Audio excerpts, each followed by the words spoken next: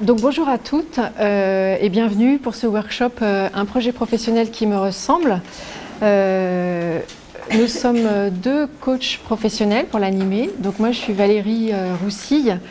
Ce qui m'anime dans mon métier, c'est la richesse de la rencontre. C'est d'amener la personne que j'accompagne à faire un pas de côté pour réveiller ses envies, pour stimuler ses intentions et l'aider à passer à l'action. Et ce que j'adore, c'est voir les yeux pétiller. Moi, je m'appelle Catherine Lebeau, je suis coach aussi.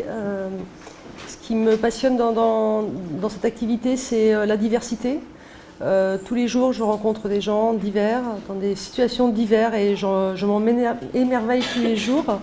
Et moi, ce qui m'anime, c'est pas réveiller, mais révéler les potentiels de chacun et de chacune, dans le respect de ce que vraiment profondément chacun est, vraiment d'aider les gens sur leur chemin, sur les petits pas et les grands pas qu'ils peuvent faire sur le chemin de la vie en général.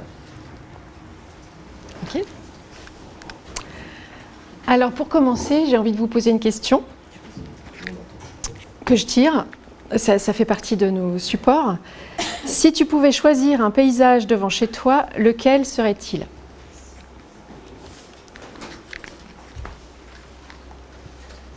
Donc aujourd'hui, je ne vais pas vous demander une réponse, mais vous avez peut-être toutes vu passer des paysages dans votre tête, sous vos yeux. Et donc, ça vous donne la tonalité de nos ateliers qui peuvent démarrer de cette façon-là. En fait, plutôt que de se présenter de façon classique, on aime bien utiliser des chemins détournés pour amener la personne à parler d'elle, mais vraiment d'elle, de ce qu'elle est au fond, et rapidement. On crée les conditions de la confiance pour pouvoir le faire. Mais donc, vous allez à la rencontre de vous-même et à la rencontre de l'autre dans ces ateliers. Donc, un projet professionnel qui me ressemble, il est essentiel de commencer par identifier où se trouve l'énergie de votre projet et par quels moyens vous allez pouvoir la déployer. C'est une première étape. Ensuite, on vous amène à vous éloigner du mental, à utiliser plutôt vos 5 sens. Et donc, on l'a appelé « Dessine ton projet », mais c'est vraiment une représentation différente, où tout est possible. On utilise le rêve, la métaphore, je le dirai peut-être plus tard. Mais, et la troisième étape, c'est de redescendre quand même... c'est paradoxal parce qu'on l'appelle l'envol du projet, mais c'est quand même de revenir à des choses concrètes, à des actions à mettre en œuvre pour que le projet puisse se lancer. Donc, je vais laisser la parole à Catherine. Je vais me rapprocher de toi, du coup, Valérie, Oui, si tu veux bien. Oui, je vais rester là. Alors, l'énergie de ton projet, notre approche, elle est de proposer d'explorer 3 dimensions. Alors, je suis une ancienne DRH, donc j'aurais pu rester sur le registre des compétences, le terme à la clé qui est utilisé à tout bout de champ et qu'on vous demande de formuler dans vos CV. Mais nous, on pense que non pas, vous n'avez pas seulement des compétences, vous avez des talents, donc c'est bien plus large. Ensuite, vous avez des passions, des zones de confort, et enfin, vous avez des valeurs. Et notre conviction, c'est que le projet professionnel qui va vous ressembler, dans lequel vous allez pouvoir mettre le plus d'énergie, dans lequel vous allez être pleine d'entrain et sans doute de qualité, c'est celui qui va être au cœur de ces 3 dimensions. Pour expliciter et explorer, éclairer ces 3 notions, la notion des talents, alors je vais aller jusqu'au bout de l'animation, parce que je vais commencer par la gauche. Quand on travaille la question des talents, en fait, on peut se poser plusieurs types de questions. Je suis obligée de m'éloigner de tout. On peut se poser plusieurs types de questions. Qu'est-ce que je fais ? Quels compliments me fait-on souvent ? Qu'est-ce que je fais de mieux que les autres ? Et enfin, qu'est-ce que je réussis naturellement sans effort ? Donc c'est un exemple de questionnement qu'on propose aux participants de se poser pour aller explorer les talents. Et vous voyez qu'on dépasse assez largement nos simples compétences. Un exemple pour explorer ce qui se passe quand on a un projet professionnel qui respecte nos passions et nos valeurs, mais pas nos talents. Vous avez envie d'ouvrir un jardin urbain solidaire avec des animations pour partager cette idée, cette passion, cette pratique. Vous avez vous êtes OK avec ces valeurs-là parce que vous êtes attaché à l'environnement. Vous avez le souci de la solidarité. Vous avez une passion pour les plantes. Par contre, vous ne maîtrisez pas de technique d'animation pédagogique. Clairement, votre projet n'est pas adapté, il est inadapté et donc il ne va pas être solide sur ces 3 dimensions et il y a peu de chances en fait qu'il aille au bout des choses. Si on va sur l'exploration de l'espace des passions, je vous ai tourné la tête à chaque fois mais je ne vois pas le slide en retour, donc comment on peut explorer ces passions? C'est sûrement pas le sujet le plus facile parce que culturellement en France, depuis, si vous réfléchissez bien, depuis la maternelle, c'est assez rare qu'on vous ait demandé c'est quoi ton kiff, c'est quoi qui te fait plaisir. C'est pas tellement notre approche, peut-être que dans d'autres sociétés ça l'est, mais pas beaucoup dans notre monde francophone ou européen. Et donc là, on vous propose de vous reconnecter à ce qui est vraiment les choses qui vous enthousiasment.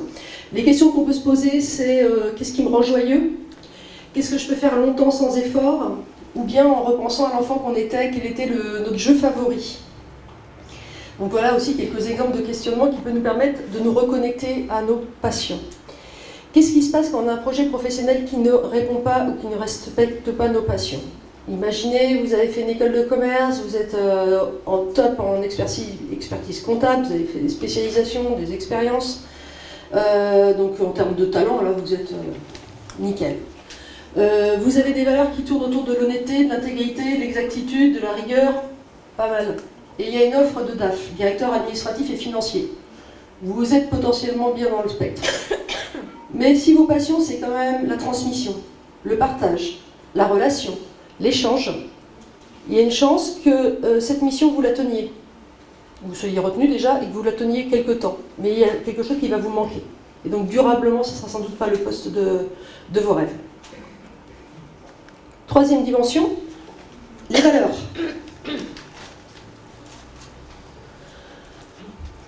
Les valeurs, alors on en parle peut-être de plus en plus, on parle souvent du sens, et les 3 dimensions nous concourent à trouver le sens de nos projets.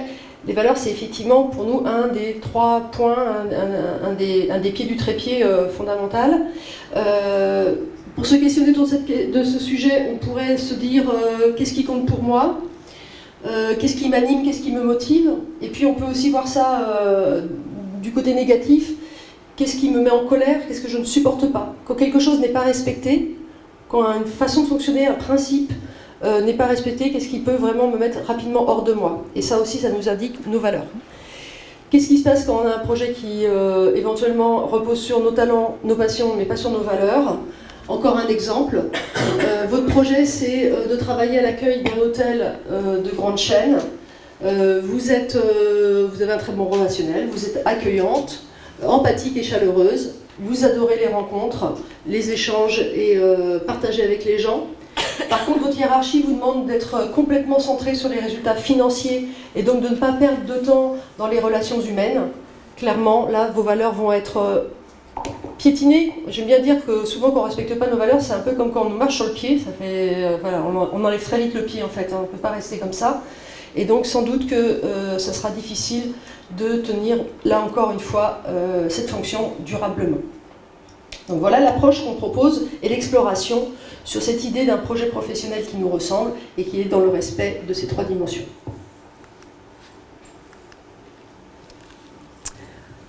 Et en même temps, il ne faut pas oublier, pour que le projet soit réaliste, de valider que même si on a défini un projet qui est notre projet idéal, celui qui nous ressemble et dans lequel on va pouvoir mettre toute notre énergie, parce qu'on a les talents pour le faire, on a la motivation, parce qu'on a la passion, et il est en cohérence avec nos valeurs. Mais il ne faut pas oublier qu'il faut valider qu'il s'intègre bien dans une réalité économique, parce que sinon vous n'allez pas pouvoir en vivre. Et ce qu'on aime bien dire, c'est qu'en même temps, vous pouvez très bien décider de faire un compromis, et c'est-à-dire d'accepter de faire un métier pour lequel, par exemple, vous n'avez pas complètement la passion, mais vous en avez suffisamment pour pouvoir vous lever le matin et y aller, et développer ce qui vous passionne vraiment en dehors de votre métier. Si vous le savez, si vous le faites en conscience, c'est tout à fait possible. Parce qu'effectivement, avoir l'idéal d'avoir passion, talent, valeur et réalité économique, c'est génial, mais ce n'est pas forcément toujours possible. Donc gardez en tête qu'on peut... toutes ces bulles-là, on peut les superposer et du coup accepter en conscience de faire des compromis pour gagner sa vie, mais continuer de s'épanouir. Oui. Oui, voilà, sinon votre projet est utopiste, j'étais pas allée tout à fait jusqu'au bout, mais vous l'aviez compris. Donc ça, c'est une première étape, c'est un premier atelier d'une demi-journée qu'on propose pour les personnes qui veulent réfléchir à leur projet professionnel. Et dans la deuxième étape, on va plutôt essayer de dessiner des contours, parce que la première étape vous permet de savoir où se situe votre énergie, où vous allez pouvoir la déployer. Et la deuxième étape va vous permettre de dessiner des contours plus précis de votre projet. Et pour ça, on utilise justement le dessin, la représentation. On vous offre la possibilité de sortir des sentiers battus, de vous autoriser des solutions qui ne sont peut-être pas admises de façon traditionnelle autour de vous. Pour ça, on s'appuie sur le rêve, sur la métaphore. La métaphore, ça vient du grec, je ne saurais pas le prononcer, mais à peu près pareil, métaphore, qui veut dire transport. Donc l'idée, c'est vraiment de transporter et donc d'utiliser, on en a mis quelques-uns ici, mais d'utiliser des images, des figurines, des moyens décalés, de s'autoriser des représentations qui ne sont pas du tout mentales et qui ne sont pas du tout concrètes, mais qui vont faire émerger peut-être des idées complémentaires à ce que vous aviez et qui vont vous permettre d'étudier largement votre projet et de finir par en dessiner les contours. Donc on vous amène à laisser s'exprimer votre créativité, on crée les conditions pour ça. Et puis, on vous invite à le visualiser, à vous projeter notamment dans la réussite, à voir ce que vous ressentez quand vous avez réussi votre projet. Vous êtes dans 6 mois, dans 1 an, dans 5 ans, et ça marche. Qu'est-ce que ça vous fait? Et ça, c'est pour l'ancrer à l'intérieur de vous, pour l'intégrer et pour vous donner vraiment l'envie d'y aller, parce que ça vaut le coup. Vous savez ce que vous allez avoir quand vous aurez réussi. Voilà. Donc quelques photos de ce qui peut se passer. On vous met à disposition plein de petits matériels et on vous accompagne dans la représentation de votre projet. Dernière étape, c'est donc le 3e atelier qui s'appelle l'envol de ton projet, parce que effectivement, pour nous, il est indispensable d'être passé par le rêve pour faire tomber les barrières, pour enlever les limites. Mais évidemment, pour pouvoir lancer le projet, il faut quand même revenir à la réalité concrète de la vie et quelles actions on va mettre en place. Et donc avant ça, explorer les freins qui vous retiennent. Moi j'imagine le ballon qui est prêt à s'envoler, mais il y a encore des fils qui le laissent attaché au sol. Comment je fais pour faire avec les fils ou pour les couper ? Donc on explore les freins, on les regarde vraiment en face et on voit comment les contourner ou s'appuyer sur des ressources extérieures pour pouvoir avancer. Et là, on va par exemple s'inspirer d'une question du type quels obstacles viennent de toi, mais on va aussi aller explorer quels obstacles viennent des autres. Et donc, en quoi c'est un obstacle pour toi si c'est un frein pour les autres? Et puis, on aime bien aussi s'appuyer sur des citations qui nous semblent profondes et pertinentes. Celle qu'on a choisi de partager aujourd'hui, c'est une de Lao Tse qui dit « L'échec est le fondement de la réussite ». Donc si c'est l'échec qui fait peur, comment je peux m'appuyer sur un échec pour passer à la réussite? Le deuxième axe, c'est donc d'identifier vos ressources, les ressources extérieures, les soutiens sur lesquels vous pouvez compter pour avancer dans votre projet. Et là, on va par exemple vous demander qu'en pense la personne qui compte le plus pour toi. Et il nous est arrivé qu'on nous réponde je ne lui en ai même pas parlé. Et là, la personne qui nous a dit ça s'est dit effectivement, comment je peux avancer sur mon projet si je ne l'ai même pas partagé avec la personne qui compte le plus pour moi? Et une citation de Bouddha, je crois que c'est un Kohen Zen, qui dit « Ce qui te manque, cherche-le dans ce que tu as ». Donc vous avez des ressources et si vous avez identifié là où se situait votre énergie, vous avez les moyens de trouver les ressources pour avancer. Et enfin, pour que ça soit quelque chose de concret, ce projet, vous allez décider des premiers pas à mettre en place pour concrètement le mettre en œuvre et déployer l'énergie et faire décoller votre projet. Et là, par exemple, on va vous demander quel rituel quotidien peux-tu adopter? Qu'est-ce que tu peux mettre en place tous les jours qui va te mettre dans cette énergie de démarrer le projet? Et Paul Valéry disait « Un rêve se réalise quand on y pense tout le temps ». Alors effectivement, il ne suffit pas d'y penser tout ce temps pour qu'il se réalise, mais c'est super important de l'avoir toujours en tête. Parce que quand vous avez en tête votre projet, vous allez être attentive à des petits signes. Vous allez peut-être faire une rencontre que vous n'auriez pas faite. Parce qu'en fait, vous avez entendu quelqu'un qui a dit un mot qui vous a fait réagir parce qu'il est en lien avec votre projet.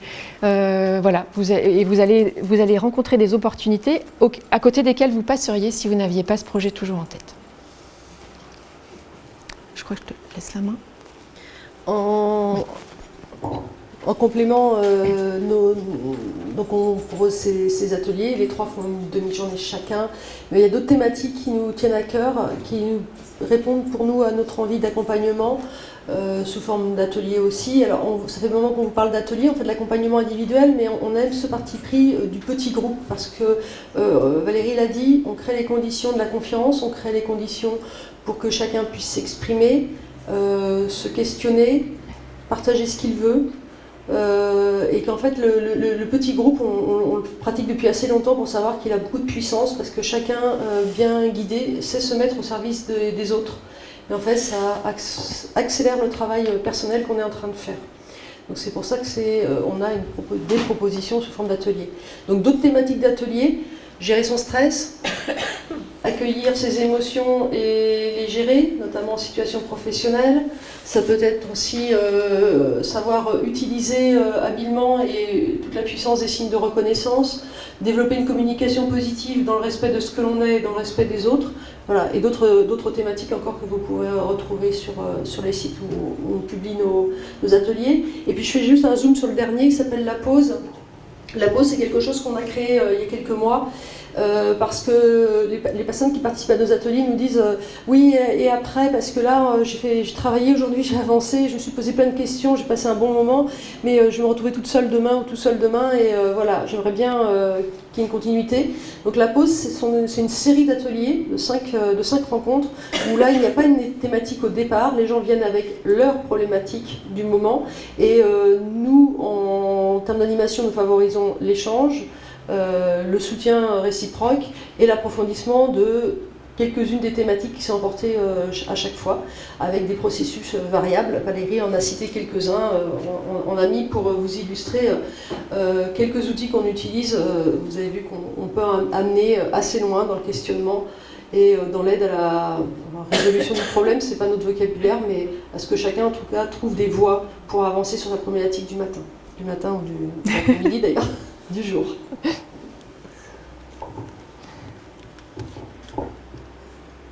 Et pour conclure, voilà, vous avez nos coordonnées. Tous nos ateliers sont programmés sur Meetup. Il y a un groupe qui s'appelle Deviens qui tu es Nantes. Il suffit de vous inscrire sur Meetup gratuitement et rejoindre notre groupe, et vous avez systématiquement l'information de la programmation de tous nos ateliers. Et sinon, vous nous retrouvez sur Facebook.